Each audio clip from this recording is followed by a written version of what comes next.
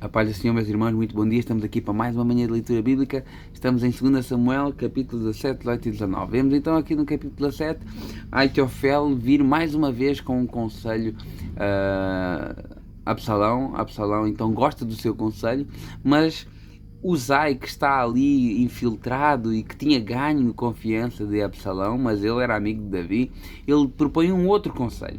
E um outro conselho que agradou a Absalão mais. Porquê? Porque Uzai tinha dito, olha, vamos levantar 12.000 homens, vamos contra Davi e vamos matá-lo para que o povo venha ter contigo. Uzai já tem outra ideia, olha, vamos por toda a tribo de Israel e vamos levantar um exército e tu irás à frente desse exército. Essa ideia de um jovem Absalão estar a liderar um exército foi algo que agradou a Absalão. E isso, claro que era uma estratégia, porque isso dava tempo também a Davi para se recompor, para fugir e para organizar as suas tropas. Vemos então aqui, quando a informação chega a Davi, Davi então tem tempo de fugir.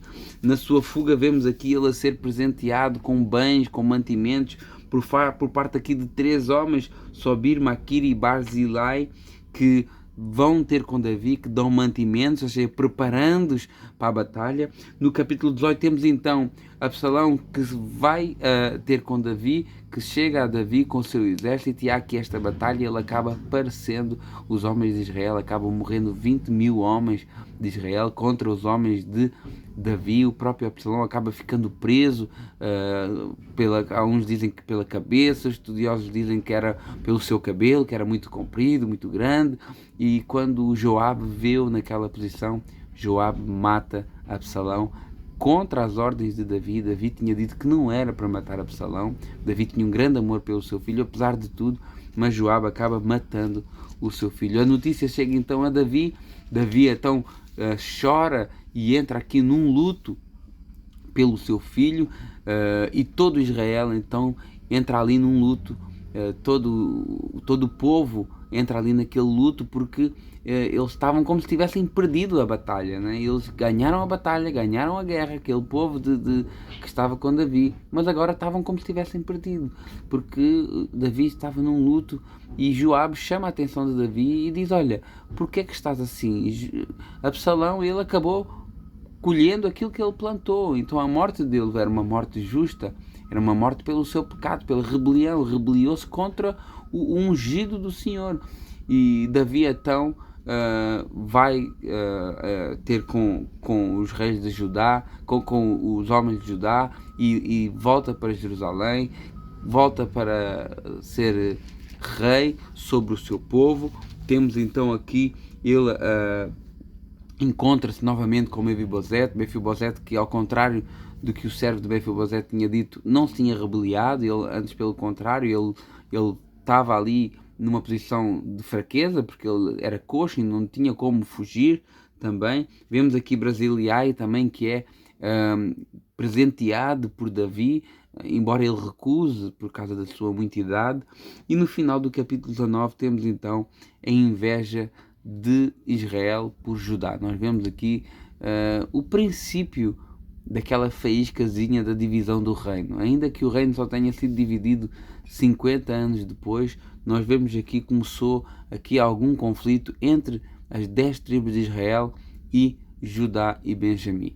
Começa aqui uma faíscazinha daquilo que ia acontecer lá à frente. O versículo que eu gostaria de destacar é o versículo 33 do capítulo 18, que diz assim: então o rei se perturbou e subiu à sala da porta e chorou, indo, dizia assim: meu filho Absalão, meu filho Absalão, meu filho Absalão, quem me dera que morrera eu em lugar, Absalão, meu filho, meu filho. Nós vemos aqui Davi chorando e clamando pelo seu filho. Certamente ele sabia que ele era o responsável por essa morte. Nós vemos como que ele estava a colher os frutos do seu pecado. Ele que já havia perdido Amon, seu primogênito, morto por Absalão. A sua filha Tamar havia sido violada e envergonhada, e agora perde Absalão, consequência do seu pecado. Nós vemos como os nossos pecados têm consequências que às vezes marcam e são terríveis. Temos uma consequência que é a pior de todas, que é a consequência espiritual, que é o afastamento de Deus, é nos rebeliarmos contra Deus. Mas nós sabemos que se nós nos voltarmos para Deus sinceramente, Ele nos perdoa. Porém, as consequências materiais, físicas, elas continuam. As consequências do nosso pecado, Deus pode nos perdoar as consequências espirituais, mas as consequências aqui na terra, elas continuam e elas são reais. Se eu matar alguém, o Senhor pode me perdoar, mas eu não deixo de ser preso. Isso é um exemplo. Se eu minto contra alguém, se eu difamo a vida de alguém, o Senhor pode me perdoar, mas talvez aquela pessoa possa criar uma inimizade comigo. Então que a gente possa ter muita atenção.